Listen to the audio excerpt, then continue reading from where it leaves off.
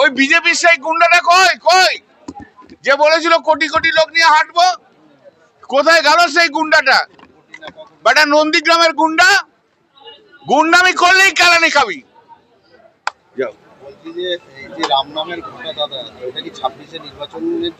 কোনটা?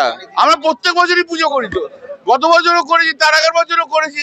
তুই প্রত্যেক বছর একই প্রশ্ন করো, আমিও একই উত্তর দিয়ে যাই। 2019 সালের পর থেকে রামনবমীর একটা প্রভাব পড়েছে, বিজেপি চাইছে যে বিজেপি হিন্দু ভোটটাকে এক করতে। শোনো, ওভাবে হিন্দু ভোট হয় না।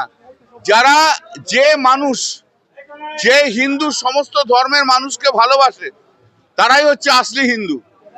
যে হিন্দুদের মধ্যে ঘৃণা ছড়ায়, অন্য ধর্মের মধ্যে দিয়ে ঘৃণা ছড়ায়, তারা মেকি হিন্দু।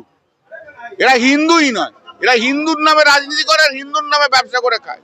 কিন্তু আসলি হিন্দু কখনো কখনো ভাগাভাগি করে না।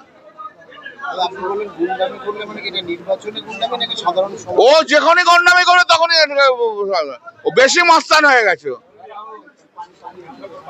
ওকে গুন্ডামি করতে দেবো না।